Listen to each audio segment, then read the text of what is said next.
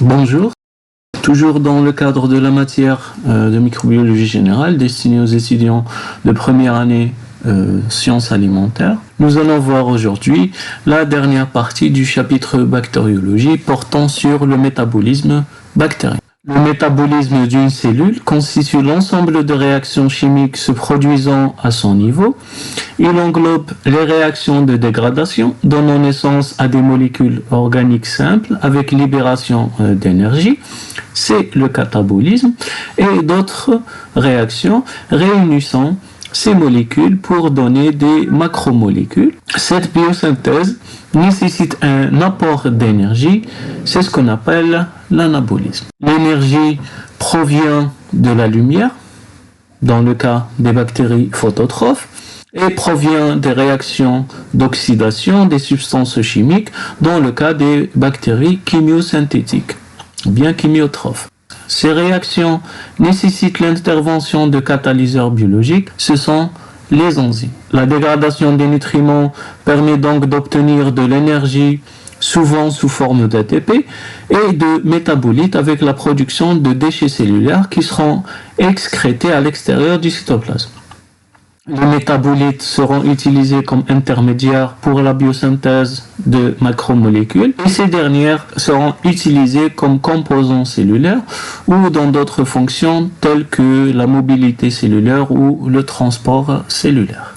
Un catalyseur est une substance qui diminue l'énergie d'activation d'une réaction et accélère la vitesse de cette même réaction. Les enzymes sont donc des catalyseurs biologiques constitués d'une partie protéique et dans quelques cas s'y ajoutent des ARN. Ces parties protéiques sont spécifiques et sont appelées apoenzymes, auxquelles souvent s'ajoute un composé minéral qui peut être souvent un ion métallique tel que le fer, le manganèse, le magnésium, le cuivre et ainsi de suite, ou bien même un composant organique tel que le NAD, le NADP, le FAD, etc., qui sont appelés cofacteurs. L'apoenzyme est lié aux cofacteurs de manière permanente par des liaisons covalentes, par exemple dans le cas d'élème des cytochromes. Dans ce cas, il est appelé groupement prostétique. Toutefois, lorsque le cofacteur est faiblement attaché à l'apoenzyme, il peut se détacher de l'enzyme après formation des produits et transporter un des produits à une autre enzyme. Ce cofacteur est appelé coenzyme. Les enzymes présentes dans la cellule vivante peuvent être classées selon différents facteurs et différentes nomenclatures sont utilisées pour nommer ces enzymes.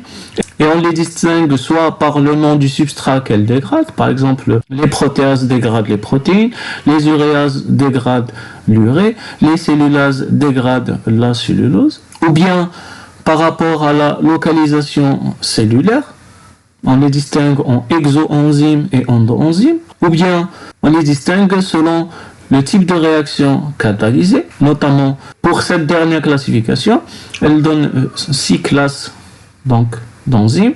D'abord, les oxydoréductases qui catalysent les réactions d'oxydoréduction, les transférases qui catalysent les réactions de transfert de groupe entre molécules, les hydrolases qui catalysent l'hydrolyse des molécules avec libération d'une molécule d'eau, les liases catalysent l'élimination par addition de groupes pour former ou défaire des doubles liaisons, les isomérases catalysent les réactions impliquant des isomérisations, c'est-à-dire le changement de la position d'une fonction chimique. Et enfin, les ligases catalysent la liaison de deux molécules en utilisant l'énergie de l'ATP. Le coenzyme le plus rencontré est la nicotidamine adénine dinucléotide ou bien NAD. Il est facilement dissociable de l'enzyme et joue un rôle dans le transfert des électrons. D'autres coenzymes existent dans la cellule vivante et sont présentés dans le tableau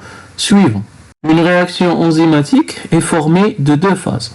D'abord, l'enzyme, noté E, se combine au substrat, noté S. Le produit résultant, noté P, se dissocie de l'enzyme intacte. Cette dernière a joué le rôle d'intermédiaire. Les réactions sont caractérisées par la réversibilité, ça veut dire que le produit P, par l'action de l'enzyme peut redonner le substrat S. L'activation du substrat par l'enzyme et leur réunion s'explique par l'affinité existante entre le substrat et une partie de l'enzyme. Cette partie est appelée site enzymatique ou bien site actif. L'enzyme agit sur un substrat donné ou un ensemble de substrats présentant une certaine analogie structurelle. C'est ce qu'on appelle la spécificité qui est due à la partie apo-enzyme ou bien la partie protéique. Dans la cellule bactérienne, les enzymes de la chaîne respiratoire sont localisées au niveau de la membrane cytoplasmique. Ces enzymes sont des déshydrogénases, des cytochromes, des flavoprotéines, des cytochromes oxydases, etc. Les autres enzymes sont localisées au niveau du cytoplasme. L'assimilation des nutriments par les bactéries ne peut avoir lieu que s'ils pénètrent à l'intérieur de la cellule. Leur poids étant élevé, ils doivent d'abord être fragmentés par des enzymes hydrolytiques et excrétés par les bactéries dans le milieu. Par exemple, les protéases sont actives sur les protéines, on parle alors de protéinase, et sont actives également sur les peptides, on parle alors de peptidase. Les glucidases sont actives sur les holosides et les hétérosides, dans ce cas on parle de glycosidase, mais également sur l'amidon, on parle d'amylase, sur la cellulose, on parle de cellulase, sur les pectines, on parle de pectinase, sur le glycogène, on parle de glycogénase, et sur d'autres polysaccharides complexes. Également, les nucléases sont actives sur les acides nucléiques, les amidases sont actives sur l'urée, on parle alors d'uréase, sur des acides organiques tels que l'acide upurique, on parle alors d'upurécase. Également, les estérases sont actives sur les triglycérides, on parle alors de lipase, ou sur les lécithines, on parle alors de lécitinase, ou sur les phospholipides, on parle alors de phospholipase.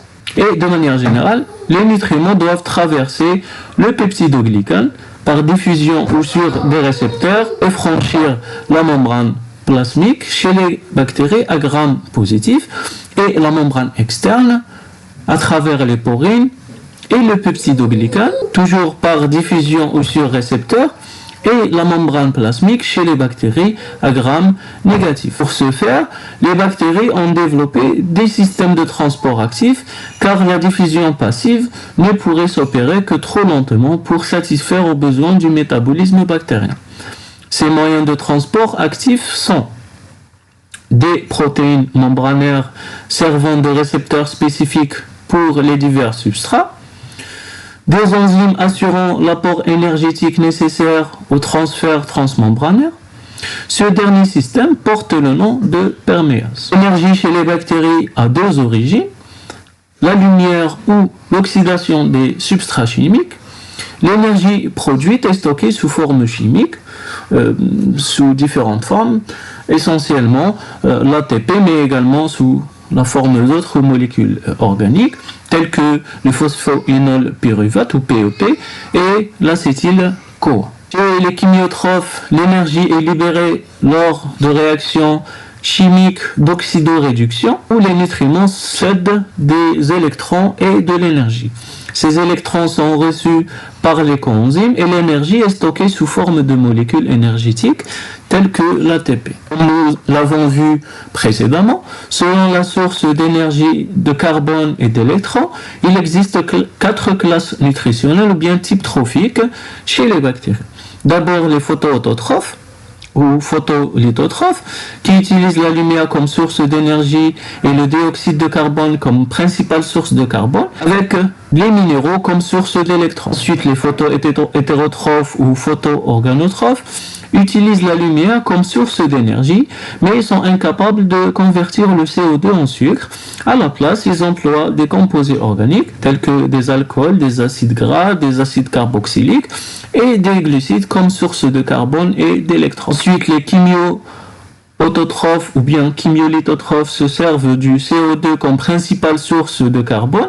Ils utilisent les électrons provenant des composés inorganiques réduits comme source d'énergie. Et enfin, les chimiohétérotrophes ou bien chimio-organotrophes qui utilisent spécifiquement comme source d'énergie les électrons provenant des atomes d'hydrogène qui font partie des composés organiques. Dans l'accepteur d'électrons utilisés par les chimiotrophes, on distingue l'augmentation, où l'accepteur d'électron final est une substance organique. Dans ce cas, il n'y a pas de chaîne de transporteur d'électrons. L'oxydation du substrat s'accompagne d'une réduction d'une autre substance. Ensuite, vous avez la respiration aérobie, où l'accepteur final d'électrons est l'oxygène. Et enfin, la respiration anaérobie, où l'accepteur final d'électrons est inorganique, mais différent de l'oxygène. Ça peut être des nitrates, des sulfates, du CO2, du fer ou autre. La plupart des glucides peuvent être transformés en glucose par les micro-organismes. Ces derniers utilisent plusieurs voies métaboliques pour dégrader le glucose, mais également d'autres sucres. Et les principales voies de cette dégradation sont la glycolyse, la voie des pentose phosphate et la voie d'Ettner-Dudorov. Chez les bactéries aérobies, le bilan énergétique de la dégradation complète d'une molécule de glucose est la production de 38 molécules d'ATP. Ceci s'accompagne par la production de 6 molécules de CO2 et de 6 molécules d'eau.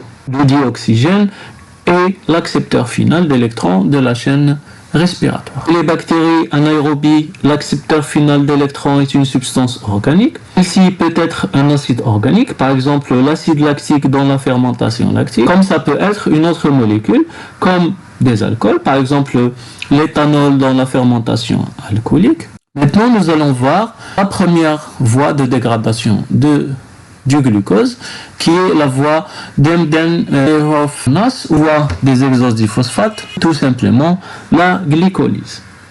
La glycolyse existe chez les micro-organismes, notamment les bactéries, les levures, les moisissures, mais également chez les organismes supérieurs tels que les animaux. Au cours de cette voie, plusieurs réactions se produisent. D'abord, il y a activation de l'exose. En effet, le glucose est activé en glucose 6-phosphate et transformé ensuite en fructose 6-phosphate, enfin en fructose 6-diphosphate. Ensuite, dans l'étape de clivage de l'exose, le fructose 1,6-diphosphate est scindé par une enzyme appelée aldolase en deux composés, le dihydroxyacétone phosphate et les 3-phosphoglycéraldéhyde. La réaction d'isomérisation se fait par une triose phosphate isomérase qui va déplacer l'équilibre vers le 3-phosphoglycéraldéhyde. Ensuite, l'oxydation du triose phosphate est catalysée par une déshydrogénase en présence de phosphate et de NAD. Elle est suivie d'une phosphorylation et le NAD+ est réduit au NADH plus un proton. Ensuite, une succession de réactions permettant la formation du pyruvate et deux molécules d'ATP se produisent. Et le catabolisme du glucose en pyruvate peut être représenté par l'équation simple suivante. Donc, à partir d'une molécule de glucose, il y a production de deux molécules de pyruvate, de deux molécules d'ATP et de deux molécules de NADH+. Les réactions de la voie de glycolyse sont résumées dans la figure suivante. Lors de la dégradation aérobie, le pyruvate subit une décarboxylation oxydative et une déshydrogénation en acétyl-CoA qui entre dans le cycle de Krebs. Cet acétyl-CoA peut également provenir des acides gras et des acides aminés. Pour la deuxième voie de transformation du glucose, c'est la voie des pentose phosphates, également appelée voie des exoses monophosphates. Elle est utilisée par certaines bactéries en même temps que la glycolyse. Elle commence par l'oxydation du glucose 6-phosphate en 6-phosphogluconate et se poursuit par l'oxydation de ce dernier produit en un pentose. Le rubulose 5-phosphate en un pentose, appelé rubulose 5-phosphate, et en CO2.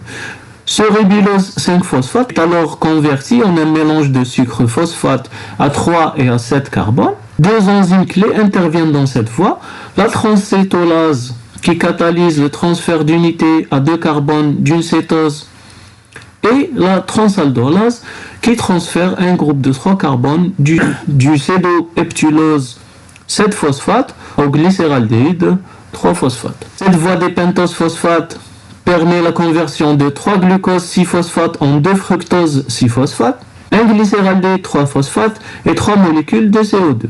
comme le montre l'équation suivante. Le fructose 6-phosphate est reconverti en glucose 6-phosphate et le glycéraldéhyde 3-phosphate en pyruvate par les enzymes de la glycolyse. Le glycéraldéhyde 3-phosphate peut être retrouvé dans la voie des pentoses phosphate par la formation du glucose 6-phosphate. Cette voie est importante pour la bactérie et a pour rôle de fournir le NADPH qui servira de source d'électrons pour la réduction des molécules au cours de la biosynthèse. Il sert également à fournir des sucres à 4 et à 5 carbones différents. Ici, l'érythrose 4-phosphate est utilisé pour la synthèse des acides aminés aromatiques et de la vitamine B6. Le ribose 5-phosphate, essentiel pour la synthèse des acides nucléiques, est également un des métabolites de cette voie. Les principales étapes de la voie des pentoses sont donc l'oxydation du glucose 6-phosphate en gluconate 6-phosphate, puis la décarboxylation oxydative de ce dernier en ribulose 5-phosphate, ensuite l'isomérisation et l'épimérisation du ribulose en ribose 5-phosphate et en xylose 5-phosphate respectivement, par transfert d'un radical cétonique du xylulose sur la fonction aldéhydique du ribose, puis le transfert d'un groupement hydroxyacétone d'un donneur cétose phosphate sur un accepteur aldose. Enfin, une seconde transcétolysation analogue à la première est catalysée par la transcétolase, utilise le tétrose, la réaction précédente comme accepteur du radical CH2OHCO provenant d'un troisième pentose qui est le xylulose 5-phosphate. Troisième voie de dégradation du glucose est la voie d'Entner-Dudoroff. Elle commence par la même voie des pentoses phosphate avec la formation du glucose 6-phosphate et de 6-phosphogluconate. Ce dernier produit est ensuite déshydraté pour former le 2-cétodésoxy-6-phosphogluconate. Ce dernier est clivé par une cétodésoxy-phosphogluconate aldolase, pyruvate et glycéraldéhyde 3-phosphate. Ce dernier est transformé en pyruvate et le bilan énergétique est donc une molécule d'ATP, une molécule de NADPH et une molécule de NADH par une molécule de glucose dégradée en pyruvate. Cette voie est résumée dans la figure suivante. En absence de respiration aérobie ou anaérobie, le NADH n'est pas oxydé par la chaîne respiratoire. À la place, le NADH produit dans la glycolyse doit être réoxydé en NAD+. Dans ce cas, l'accepteur d'électrons est soit le pyruvate, soit un dérivé du pyruvate. Dans les fermentations, le substrat est partiellement oxydé. Par exemple, la fermentation alcoolique existe chez quelques bactéries, chez certaines levures, algues et protozoaires. Et la fermentation lactique est rencontrée chez les bactéries lactiques, chez les bactéries du genre Bacillus, chez également les algues. On distingue notamment la fermentation homolactique. Les organismes à fermentation homolactique utilisent tout le pyruvate issu de la glycolyse pour produire le lactate ou bien l'acide lactique. Dans la fermentation hétérolactique, certaines bactéries, notamment les membres de la famille des entérobactéries, métabolisent les pyruvates en formiate et d'autres substances. Le formiate peut être converti en gaz hydrogène et en CO2 par une formiate hydrogène liase. Concernant le catabolisme des disaccharides, ces derniers sont dégradés par des enzymes spécifiques. Par exemple, la bêta-galactosidase permet la dégradation du lactose, la maltase permet la dégradation du maltose et l'invertase permet la dégradation du saccharose. Le fructose provenant du saccharose est transformé par phosphorylation en fructose phosphate qui va rejoindre la glycolyse. Le galactose provenant du lactose sera épimérisé en glucose. Le cycle de Krebs existe chez les organismes supérieurs et quelques micro-organismes. Beaucoup d'énergie est libérée lorsque le pyruvate est dégradé en CO2 en présence d'oxygène. D'abord, le pyruvate est oxydé par une pyruvate déshydrogénase pour former le CO2 et l'acétyl-CoA. L'acétyl-CoA est une molécule riche en énergie constituée du CoA et de l'acide acétique. L'acétyl-CoA peut être produit de la dégradation des glycides, mais également de la dégradation des lipides et des acides aminés. Cet acétyl-CoA se condense à l'oxaloacétate qui provient du pyruvate par carboxylation grâce à une liase pour former le citrate. Le citrate est ensuite transformé en 6-aconitate puis en isocitrate par une aconitase. L'isocitrate subit une décarboxylation en alpha-cétoglutarate par une oxalosuccinate décarboxylase. Ensuite, il y a formation du succinate à partir du alpha-cétoglutarate qui est d'abord transformé en succinyl-CoA par décarboxylation grâce à une cétoglutarate déshydrogénase, puis en succinate par désacylation grâce à une succinate thiokinase. Le succinate est oxydé en fumarate par une succinate déshydrogénase. Ensuite, le produit est hydraté en malate par une fumarase. Le malate est de nouveau oxydé en oxaloacétate par une malate déshydrogénase. Et pour un cycle de Krebs, une molécule d'acétate donne 2 molécules de CO2, 8 protons sous forme de NADH+, une molécule de NADPH+, et une molécule de FADH2. Le bilan réel est l'équivalent uniquement de 4 molécules d'ATP provenant de l'oxydation du glucose en 6 molécules de CO2.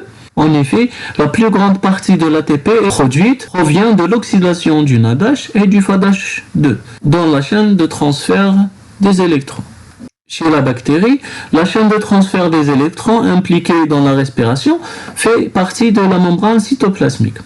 On trouve les cytochromes, protéines qui sont des protéines contenant du fer qui acceptent et transfèrent les électrons par réduction et oxydation alternée de l'atome de fer. Des protéines fer-soufre comme les ferrodoxines et les quinones qui sont des composés aromatiques qui peuvent subir des réactions réversibles. Ce sont des molécules spécialisées qui canalisent les électrons. Ce flux d'électrons fournit de l'énergie car ces derniers se déplacent au niveau énergétique élevé d'un niveau énergétique élevé vers un niveau énergétique plus faible.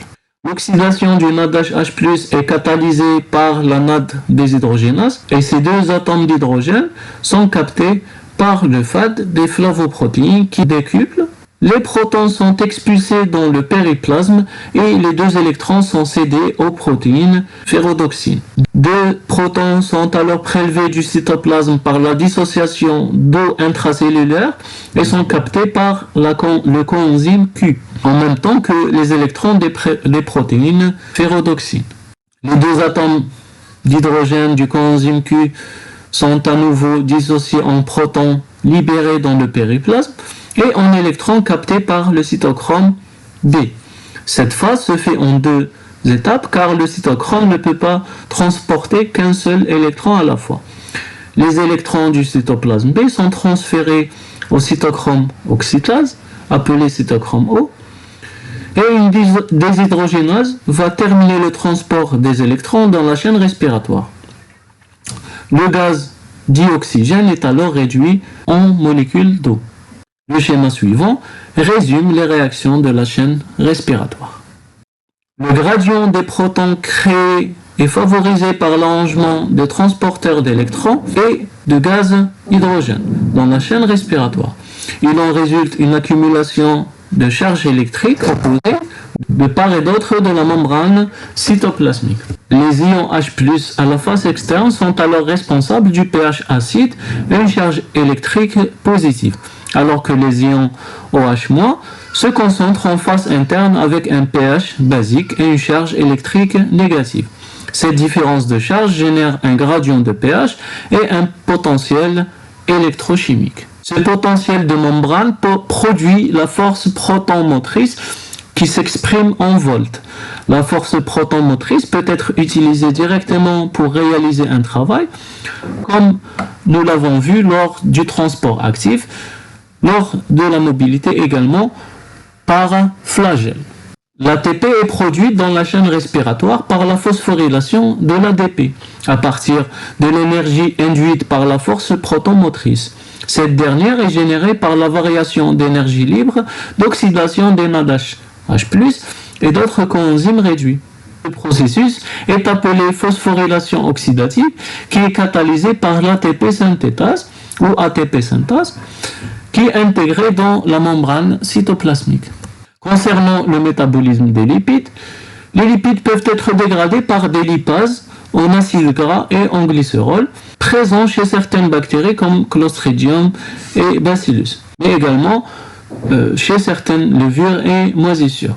Le glycérol rejoint la glycolyse et les acides gras sont oxydés par bêta-oxydation. Pour ce qui est du métabolisme des protéines, les protéines sont dégradées par des enzymes extracellulaires, appelées protéases ou protéinases, mais bien encore peptidases lorsqu'il s'agit de peptides, qui donnent des oligopeptides et surtout des acides aminés. Les exopeptidases hydrolysent les protéines en allant de l'extrémité C-terminale ou N-terminale et les endopeptidases coupent les liaisons situées à l'intérieur de la chaîne peptidique.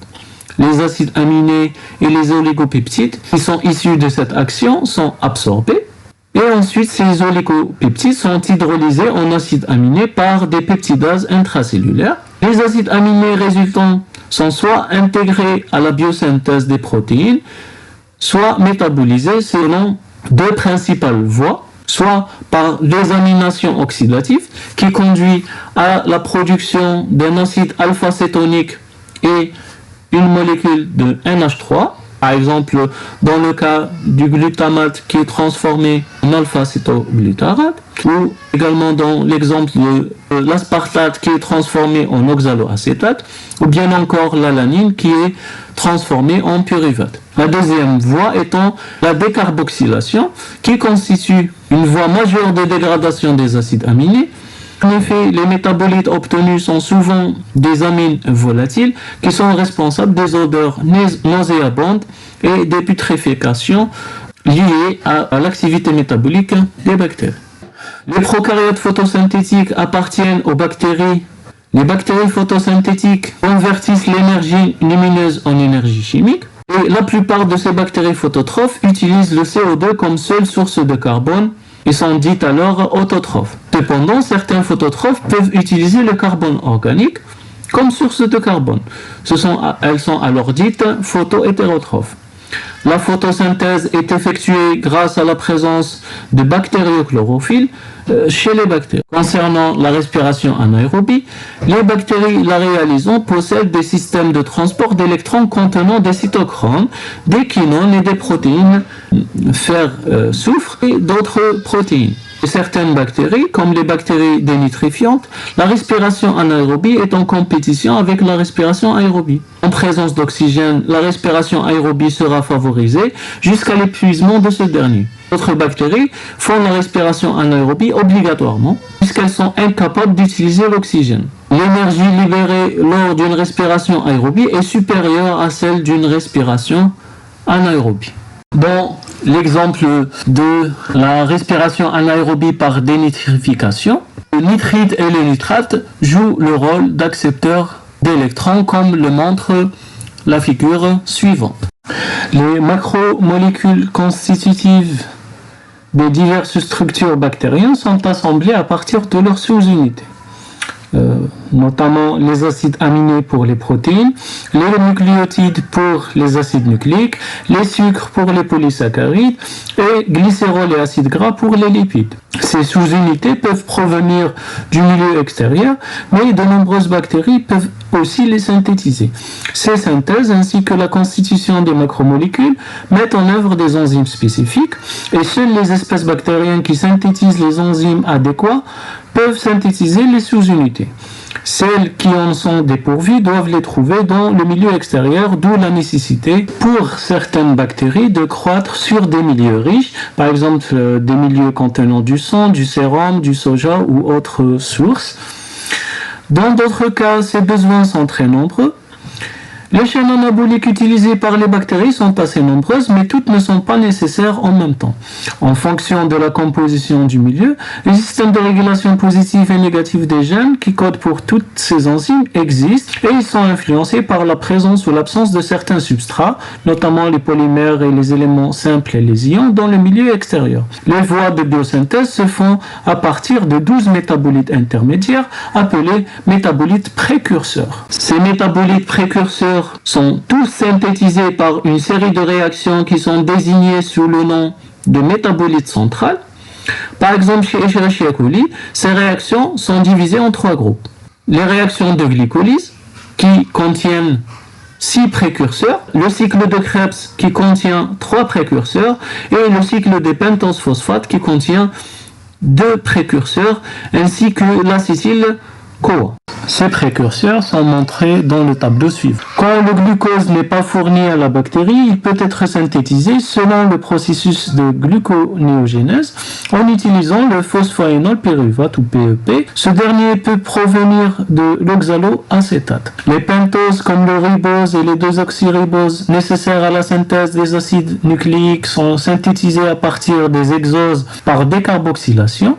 Et la figure suivante résume les principales réactions du métabolisme des glucides. Si les acides aminés ne sont pas présents dans le milieu ou ne peuvent pas être assimilés par les bactéries, celles-ci doivent les synthétiser et le squelette carboné provient des intermédiaires de la glycolyse et du cycle de Krebs. Le groupe aminé des acides aminés provient d'une source azotée inorganique comme l'ammonium NH3. Cette figure résume les réactions de synthèse des acides aminés chez les bactéries.